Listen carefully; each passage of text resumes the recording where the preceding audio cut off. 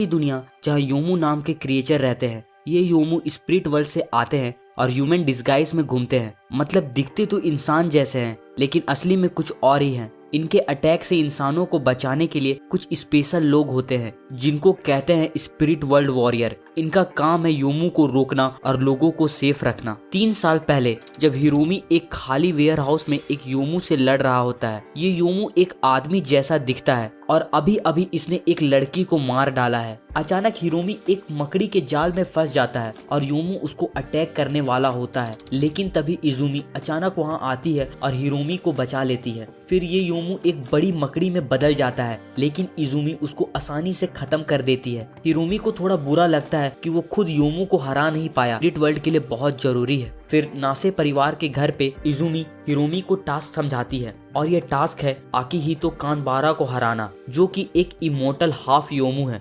मित्सुकी जो कि उनकी छोटी बहन है, अपनी इनविजिबिलिटी यूज करके कमरे के बाहर चुपके से सब सुन रही होती है, लेकिन जब हिरोमी बाहर आता है तब उसको पता चल जाता है कि मित्सुकी वहाँ है। वो उसके कंधे पे बैठे याकिमो को देखता है और मित्सुकी को याद दिलाता है कि नासे फैमिली में योमू को पेट नहीं बनाया जाता। मित्सुकी अपने क्यूट पेट का साइड लेती है और बोलती है कि हर योमू बुरे नहीं होते। फिर वो कहना चाहती है कि उसको भी मिशन पे जाना है, लेकिन हिरोमी मना कर देता है। उसको अपनी प्यारी बहन को खतरे में नहीं डालना। अगले दिन हिरोमी ट्रेन में चढ़ जाता है जो उसको आकिहितो के पास ले जाएगा। अचानक मित्सुकी उसके बगल में आ जाती है। इस बार उसने अपनी इनविजिबिलिटी से हिरोमी को बेवकूफ बना दिया। हिरोमी उसको वापस भेजना चाहता है, लेकिन मित्सुकी नहीं मानती। ट्रेन से उतरने के बाद दोनों स्टेशन से बाहर निकलते हैं और वहाँ मिरोकू छुपा हुआ होता है, जो उनके जाने के बाद वहाँ से बाहर आता है। फिर दोनों आकिहितो के घर पे पहुंच जाते हैं। हिरोमी आगे बढ़ता है, लेकिन तभी मित्सुकी की सर पे कुछ गिरता है। वो ऊपर देखती है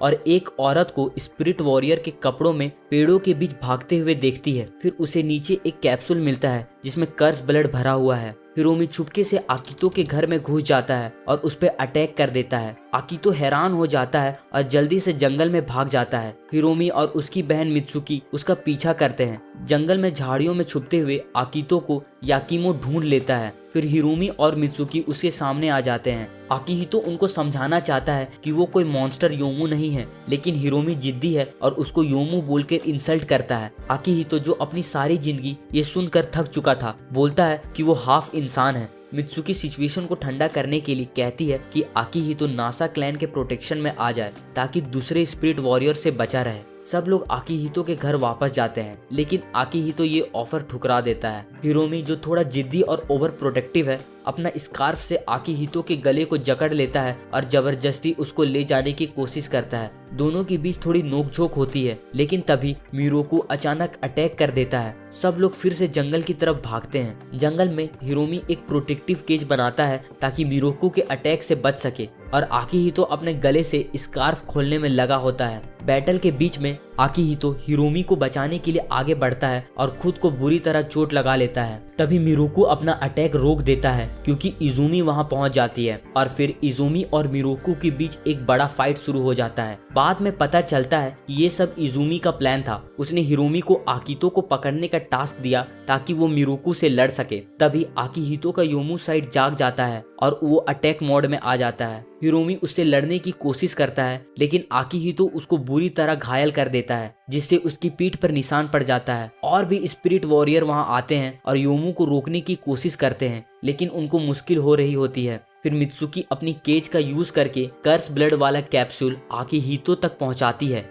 जैसे ही ये कैप्सूल रिएक्ट करता है, आकिहितो वापस ह्यूमन फॉर्म में आ जाता है। इधर मिरोकू और इजुमी की लड़ाई चल रही होती है। मिरोकू दूसरी तरफ से आती हलचल और कर्स ब्लड का असर नोटिस कर लेता है, और फिर वो इजुमी को फिर मिलने का हिंट दे के गायब हो जाता है। आकिहितो जब होश में आता है तो अपने हाथों पे खून देखकर घबरा जाता है, क्योंकि उसने हिरोमी को चोट पहुंचाई थी। ट्रेन स्टेशन पर मित्सुकी इजुमी को बताती है कि उसको वो कर्स ब्लड वाला कैप्सूल कैसे मिला। आयाका बोलती है कि ये ब्लड एक स्पिरिट वॉरियर क्लैन का है। आकिहितो हिरोमी से कहता है कि वो चला जाए, क्योंकि उसके साथ रहने वालों का हमेशा बुरा होता है। लेकिन हिरोमी जिद पे अड़ा है और कहता है कि वो आकिहितो को अकेले नहीं छोड़ेगा। हिरोमी धीरे धीरे समझने लगता है कि योमू भी अलग अलग होते हैं और वो आकिहितो और याकिमो दोनों को एक्सेप्ट करने लगता है। हिरोमी कहता है कि वो अपनी बहन इजुमी जितना स्ट्रांग बनेगा और आकिहितो को प्रोटेक्ट करेगा। आकिहितो जो अपने योमू वाले रूप से थक चुका है कहता है कि अगर हिरोमी इतना पावरफुल हो जाए तो वो उसको मार दे। इसके बाद हम देखते हैं मिराई को इजुमी का कॉल आता है और वो ट्रेन में चढ़ जाती है। कुछ साल बाद एक दिन आकिहितो स्कूल की छत पर एक फर्स्ट ईयर की लड़की को खड़ा देखता है। उसको लगता है कि ये लड़की जंप करके सुसाइड करने वाली है, तो वो उसको रोकने की कोशिश करता है। लेकिन अचानक ये लड़की उसकी तरफ जंप करती है और एक लाल ब्लेड से उसके चेस्ट में वार कर देती है।